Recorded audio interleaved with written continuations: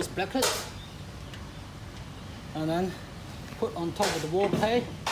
and then fix to the rafter so that this one can sit over the top of this roof, and then we can add a beam all the way there, and same as this side.